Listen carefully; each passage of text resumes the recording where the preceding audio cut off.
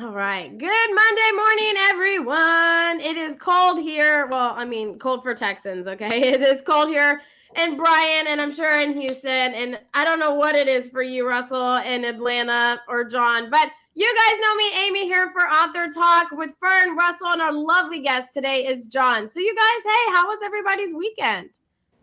My weekend was fantastic because it was the kickoff weekend with Max's writers retreat. And Oh, no. If Russell was unmuted, he would I just know he would annihilate be you. like, You in trouble. Well, it's 10 o'clock. You straight up in trouble. He didn't even have to say nothing. He just shook his head. I know. We all heard what he was saying. I know we could all hear it without him saying anything. Anyways, Fern, what else did you do? Well, no, I just did the writers retreat. It was great. Max Regan is my writers coach and editor, and he hosts every year the second weekend really of January. He hosts the writers retreat to kind of kick it off, right? To get your writing, your momentum going. So it was really awesome because I had sort of come to a stalemate, kind of just like a blockage over the holidays and stuff. And so now I'm like writing like crazy. It's like awesome. Do you write in one particular genre, or do you write all over the place? I am mostly a science fantasy romance writer. Okay. So all my stories have some romantic elements to it, but they're science fantasy. They happen in a made up universe with 51 planets in an alliance. But interestingly, like this weekend, this just random contemporary romance that has absolutely no fantasy whatsoever in it showed up in my brain. And so I just jotted the general gist down so that they wouldn't bug me, so I could keep going on my book. Because, sometimes they just show up to procrastinate you from doing the things you need to get done, Yeah, I hear that. Yeah. I think you'd be interested in my next book called The Myth. It's a science fiction kind of journey. I'm dispelling all the mythology of Earth. So how we got here, all the unicorns and the mermaids and Adam and Eve, the whole thing, and the genesis of how we evolved as a society. So it's pretty cool. Wow, nice. Cool. I have to say, I was looking up your books, and so the one that caught my attention is Secrets. Very intriguing. And I see that it came out the same as When the Rain Stops. So like you had 2 releases last year? No, the Secrets was a long time ago. That was many years ago I released it. That book is based partially on facts that started in Nazi Germany and I believe are still functioning today in our own government. So it turns into a James Bond type of adventure, but the opening chapter is all laid out about how we changed documents in Nazi Germany to throw the Nazis off, and then they got killed. And so the kid takes up his father and mother's journey to uncover all of the hidden Nazis and so on and so forth. And a lot of it was in the Ladies' Home Journal in 1962 that spoke about drugs and stuff that the Nazis actually went to Congress, not as Nazis, but as Americans, posed as, Americans, and got a chunk of money to develop psychotropic drugs and things like that. So it became a hell of an adventure, I have to say. I went to the moon and under the North Pole and, a James Bondish kind of thing. Well, I'm a huge James Bond fan, so I love that. Absolutely. I love it. Russell, what did you do this weekend? We explored Buckhead and north of Atlanta because I didn't know anything about these places. And this is a whole new city to me. So we spent the whole weekend exploring. We had a good weekend. Nice. I love it. I love to hear that. John, what about you? What did you do this weekend? Well, my son got an opportunity to open a branch office up in Salt Lake City. So my wife and I have been up here for the last week helping him move into his new place. He was in San Diego for 3 years with a company, and he did so well. They said, "Would you consider moving to Salt Lake?" And knowing that he loves skiing and mountain biking and all that, I said, how long did it take you to say yes? He goes, before they finish the sentence. I love it. Amazing. Well, congratulations to your son. Thank you. I mean, my wife and I are artists, and he's a geophysicist. And please don't ask me what it is. I can't even spell it. But he does a lot of earth things and seismic stuff, and it's really fascinating because when we drive around, he'll point out mountains and say, "You see those striations? That means this and that." So it's really fascinating.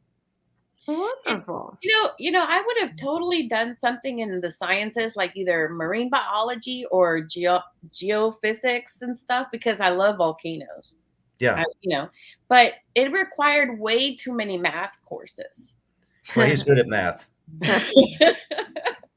And math is my strongest weakness. And so, I went with the humanities instead. Yeah, either you love math or you hate it. There's no in between. There really isn't. It's just one of those things. But I can do math. I can do it well because you have to learn it, right? That's what I would always tell my children whenever I was teaching, in my teaching years. I tell them, you don't got to love reading, because I was always teaching reading. Like, you don't got to love it, but you got to be able to do it well, right? There you go. All your life. And so you got to learn how to do the math. But yes, it's painful. It's just, my brain just. No, me and math don't mesh well. I'm pretty sure that's why I, did psychology. I like to just study people. There's no math in that for me. So that was great. Besides statistics, which I can do statistics, but when you get into like geometry and then you involve letters and like algebra and stuff, you've lost me. Okay. Like when you bring the alphabet into math and it's supposed to stand for a number and you got to figure out what number that is, I'm done. Like I'm done. I'm sorry. I didn't know it had a value to it. I'm going to go over here and people watch. That makes me happy, So that's the avenue that I go down. But how was your weekend, Amy? How are the girls? Oh, my children are fine. Me and Josh are currently, not feeling the greatest at the moment. But it was nice because we kind of usually we like jam pack a bunch of like housework and yard work and stuff into the weekends. And I had already done all of that. Well, not the yard work because that's not my forte. But other than that, everything was already done. So we just kind of could feel crummy on our own, and just binge watch. So I have been watching The Witcher. I've like wanted to watch it for so long and I finally am. And I'm fixing to finish season 1. So no one ruined season 2 for me. But it's one of those, I had to get into it. It took me a hot minute to get into it. But now that I'm into it and stuff, now I'm like, well, now I need to know what happens. What's going on here? So I binge watched that this weekend. It wasn't very, very exciting. But James Hill is with us with Rock Hill, and he's on YouTube. Hey, James Hill. What, you have been a chemist or what? Yeah. For calculus, I'm telling you. Exactly, James. It's the math that stopped us from, going in a different direction with our lives. Yeah, no, not yeah, it's funny you said that because I started college out. I just saw the little note under there. I started college out as a chemistry major. Oh. And my chemistry teacher took me for a walk, and he said, "Why are you in chemistry?" And I told him, and he said, "You're getting straight A's and stuff, but you're out. You're not a chemist. You're not the kind of guy with the pocket thing and all that. So go find yourself. You're an artist." Oh, okay. That was an awesome professor. That's all I have to say. Yeah, he was the really kind of people that you cherish. He saw it, Russell, and I got to respect him for what he did. He gave me a life because, he's right. I wanted to cure cancer because my dad died of it, and it was all for all the wrong reasons. And he knew it. He saw it, and so he threw me out. Yeah, and that's such an important thing, in education, having those critical teachers that touch your life and help you to find really the path that is the best for you. Because most of us can do many things, right? Yeah. We can probably do many things, but it's about finding the one that is the most fulfilling for you, Yes. Exactly. I had many professors throw me out of places. Probably for different reasons, Russell. I know, that's what I was going to say. For what reasons, Russell? For what reasons? I love that comeback, John. That was great. That was great. Oh, my goodness. Well, Fern, it is your moment to shine. So take it away, Fern. Yeah, so I was going to start by asking you, John, So you got into the arts, and what got you started writing? Because there's many things I know that you do, but like the writing part of your life, what spurred you on to writing? Well, it started with the first introduction to theater arts in college. I was an actor on the stage because my friend convinced me to come over and help her do a play. And I thought I was just reading lines, and the director told me, no, no, you got the lead role. And of course, I panicked. But I felt so comfortable with everyone. And then I went to him and said, I got this kind of weird idea about a play I want to call An Assassinated Love. He says, write it. If it's any good, we'll do it. So I wrote it, and he presented it to the cast, and everyone loved it. And we did it on parent teacher weekend for the college. So I got the bug then, and then I dropped off from the writing because I went to Los Angeles and did my master's in theater arts, and then got into the film business. And then later I realized I had all these stories locked up inside. I wanted to tell these stories, and it just felt like I had to sit down and write it. And what was good for me about it is I didn't have a studio, a financier, an art director leaning over saying, no, you got to do this, you got to do that. It was all me. So I got to just let loose and go crazy and just drift off into different scenarios that I wanted to do. Nice, nice. So you started really writing for theater, and kind of really more of an action based, directive type writing. What made you transition to like a novel type writing piece? Well, I did write a lot of screenplays, and I felt in screenplays that it's a different type of style of writing. In screenplays, you can't really get into inside the character's head. You have to be very specific, and then the relationship gets developed on screen. As a writer in a novel, I got an opportunity to really dig into the character's mindset, what they were thinking, how they were thinking, and all of the things that you can't really put in a screenplay, which was a little bit frustrating for me. I think the first couple of screenplays, my editors would always say, "Hey, you're writing a novel here, not a screenplay." So once I got familiar with the format of screenplay, I was off to the races. But I never forgot what they said about you're writing a novel. So I said, "Okay, now I get it. I need to do that." And you really a multi-genre writer, because we were talking about Secrets a little while ago, which is more like a historic spy thriller type piece. But the latest book which is When the Rain Stops, right? That one you are really working from your own life, right? From autobiography. What made you decide to focus on this part of your life and bring it to the readers? That's a great question. Honestly, Vern, I've been working on this book, Fern, for about 30 years, because I was dealing with the traumas. And so I would sit down and write to try to find reason. And I took it to a therapist once, and he started crying, saying, I don't know how you got through life. This is just crazy. So I kept thinking about it and kept writing a little bit more, writing a little bit more. Then I realized, you know what? If I'm having these feelings, there must be other people out there that are sharing the same feelings. I can't be that unique. And I want to help those who are suffering and tell them that there is a path out of it. It's not easy. It takes a lot of baby steps to get you out of depression and anxiety.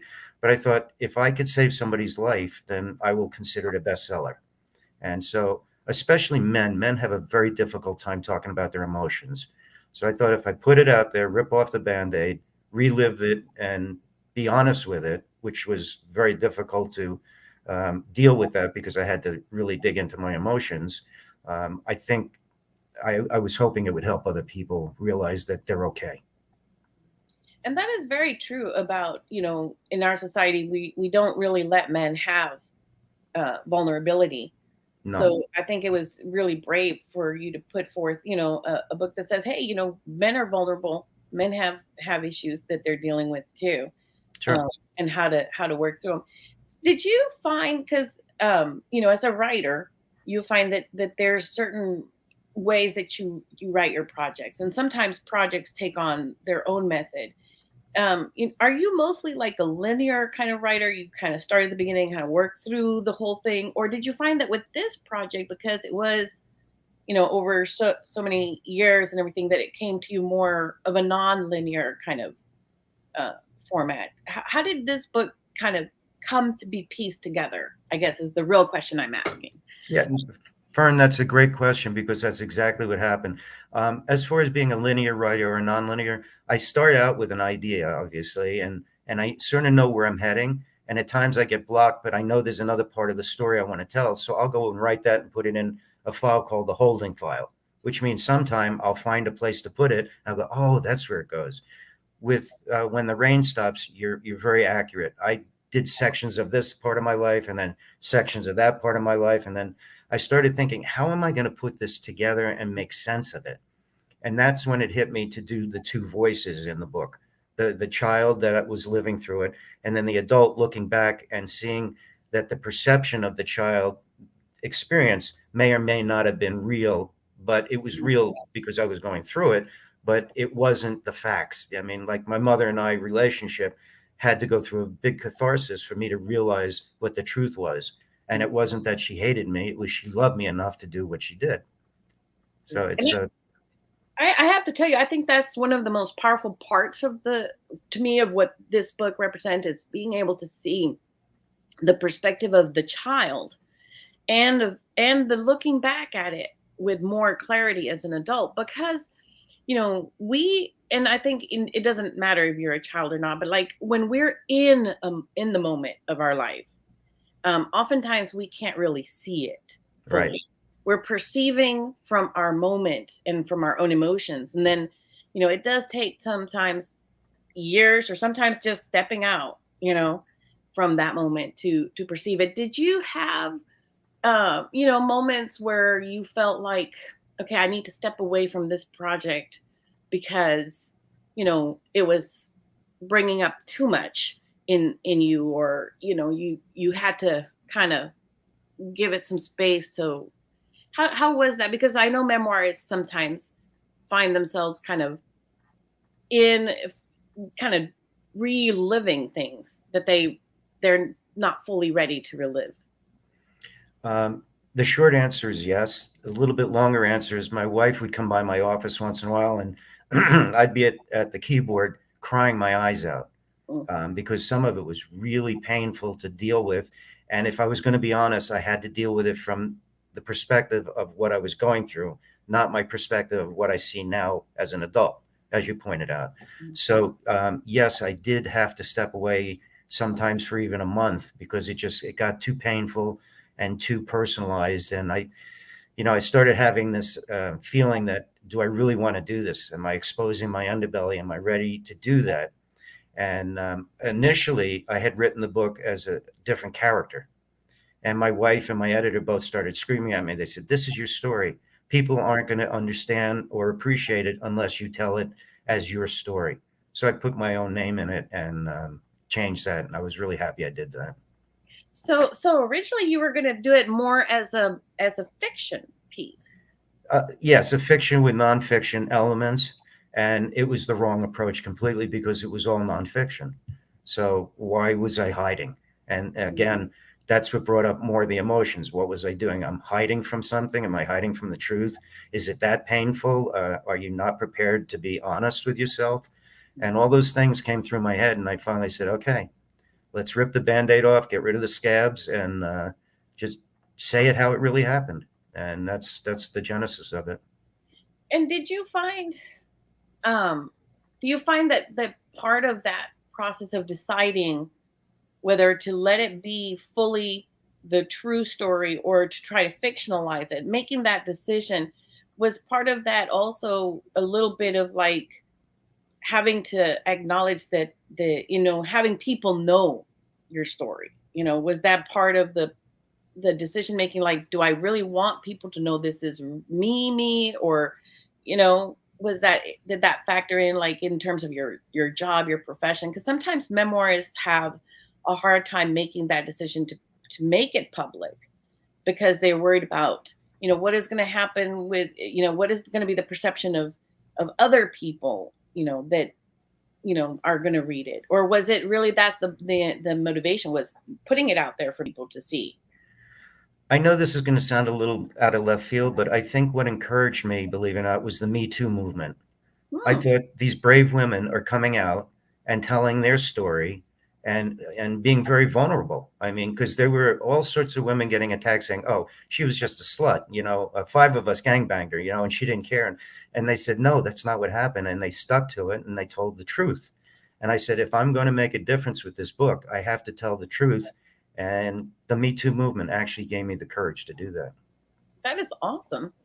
Yeah. Um, yeah, that is a wonderful thing. So what is the next thing for you? What's on your plate next? Are you going to be right? You were mentioning you're working on a sci-fi piece. I am. It's called The Myth. I'll tell you where that started is as a kid, I used to look up at the stars and I felt this pulling and I never understood why. And then one night I'm outside and I'm looking up and I'm thinking, okay, what am I feeling? And then I realized I was sort of like a salmon trying to go back upstream to do my thing or whatever. And I realized maybe we're not all from Earth. Maybe there's a pulling to go back home. So I said, all right, what if we were a different dimension and these people were in all sorts of wars and conflicts, but they wanted to find some common ground. So they came to another universe and another dimension to see if they could work out their problems, only to bring the problems with them.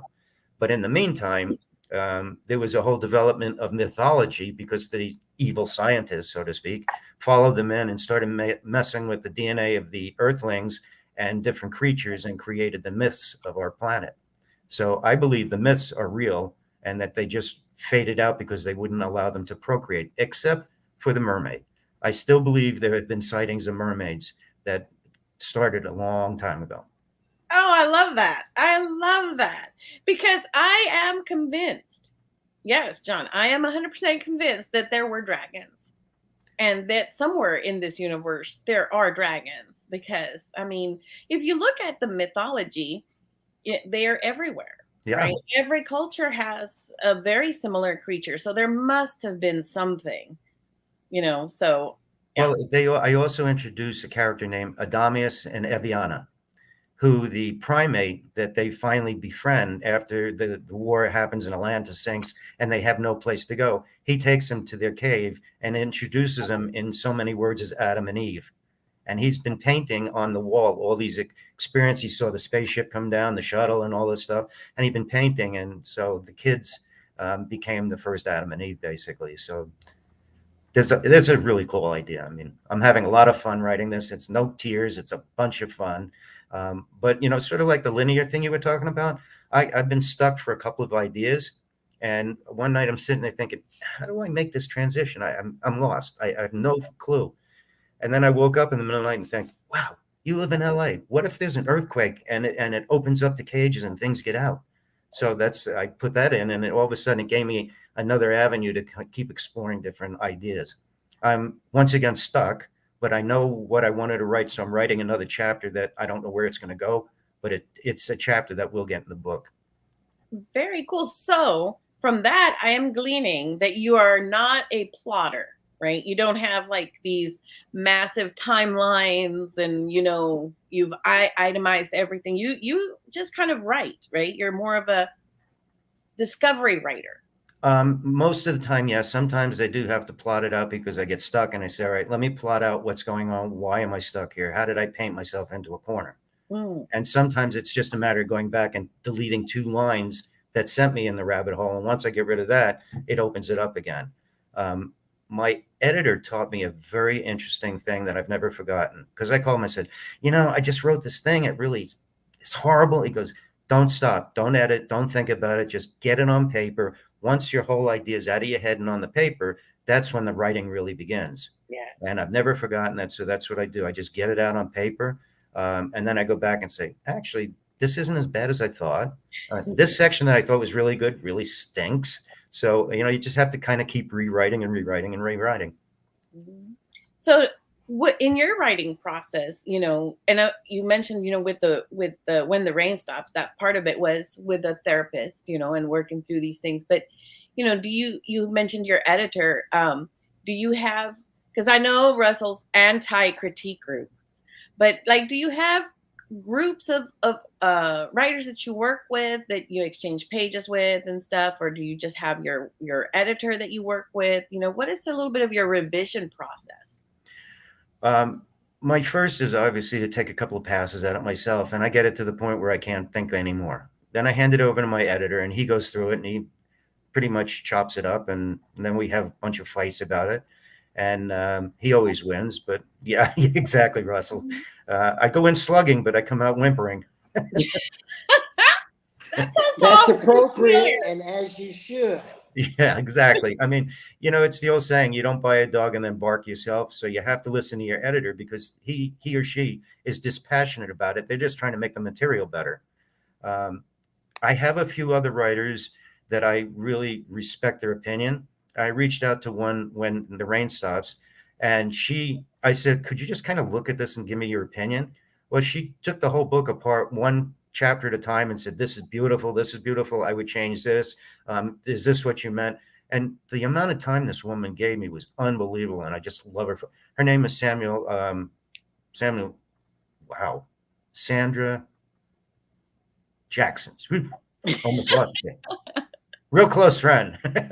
But she's a wonderful writer. And she gave me her time. And there's a couple of other people I trust that I let read. My wife is really good, but she won't read anything if it's horror or anything that's going to make her upset. She's just not going to do it. Mm-hmm. So.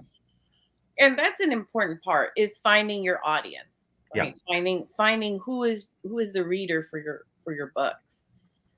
But thank you so much for coming to us and sharing about When the Rain Stops. And I am, I'm not a memoir reader. I work with memoir writers as an editor and coach, but your book is very very intriguing. Thank you. I'm looking forward to reading it and getting a chance to see the message behind it. Well, I look forward to your comments. John, I love it. How do listeners find your book? How do they buy your book? Thank you, Russell. It's on Amazon. And you just have to type in When the Rain Stops by John Callas, and that'll do it. But by the way, I'd like to offer your audience something. And I did this on another podcast, and a woman reached out on Instagram. If you're suffering and you read the book, or don't read the book, and you just need some perspective, I'm more than happy to get on a phone call with you. So I want to help people, and it goes beyond the book. If we start bringing more love into this planet, we might be able to turn it around. And I mean, right now, especially, a lot of people are dealing with a lot of uncertainty, anxiety, depression. The whole pandemic situation has really thrown many people into a loop, and being isolated, has cost a lot. So that is a beautiful offer. Thank you.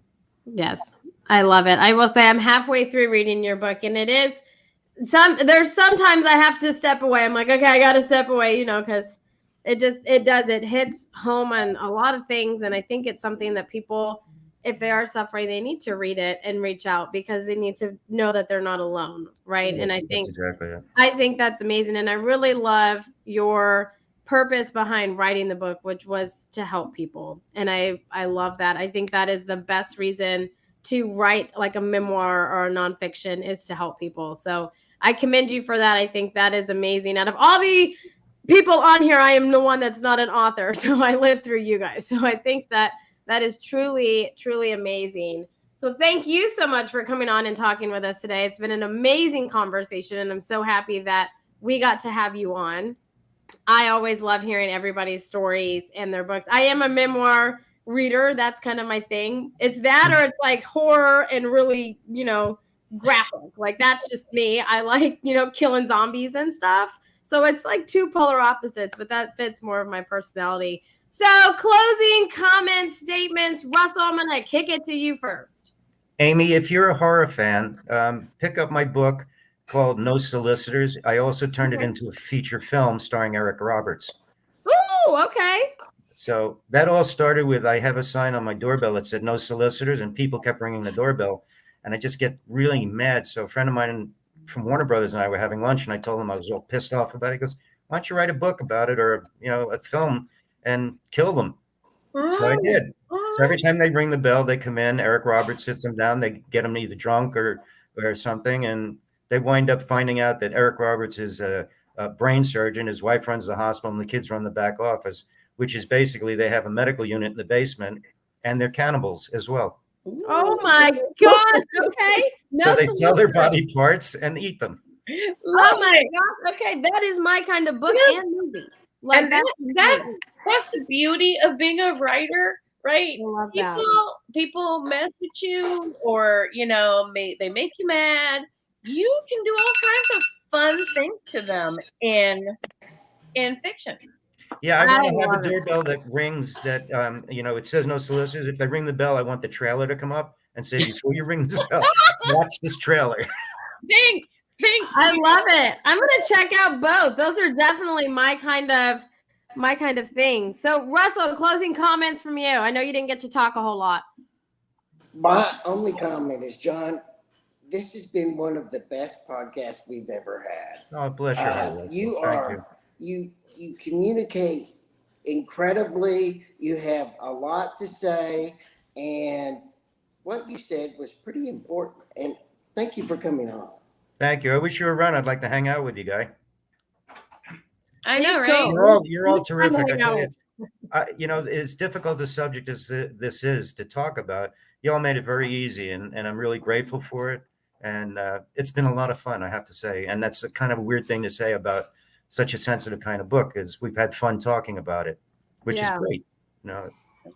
Thank you. We love to hear that. That's like our ultimate goal, is to do that and to get, we like to kind of dig deep behind the purpose of the book and the writer and their inspiration and things behind writing it. So we really get to know you and your stories that come alive in your books and your writing. Because like you said, they are a work of art. And so you are an artist. So, well, that is the biggest compliment that has made my Monday. I don't even know. Fern, closing statements from you. I mean, I don't even know if you want to follow that. I just want to say, not only thank you for coming on the show, but also thank you for writing it, and for writing it very honestly and frankly, because I think that in our world, we need books by men that show men being brave enough to be vulnerable, that it's okay to be vulnerable. It's okay to have, to not always have all the answers, that it's okay to struggle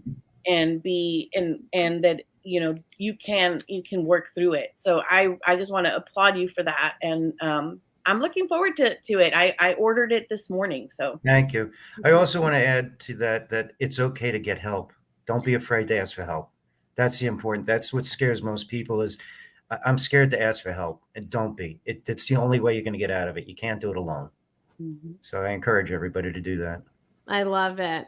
Well, you guys, coming up on Through the Eyes of Authors tonight, we have Alexa Bigwharf, and she's talking about women in publishing, her summit coming up in April or March. We're going to find out the date tonight to be 100% sure, so I don't want to give you a date, but you're not going to want to miss that. She helps authors realize that being an author is a business, and how you can kind of flip it, do different marketing tips and stuff like that, so that way you can make the most out of your books and your heart and soul that you're putting out into the community, into the world. So you're not going to want to miss that on Through the Eyes of Authors. But you guys, until next Monday, we hope everybody has a fantastic week, and we'll catch you guys all next Monday. Until then, bye everyone. Bye.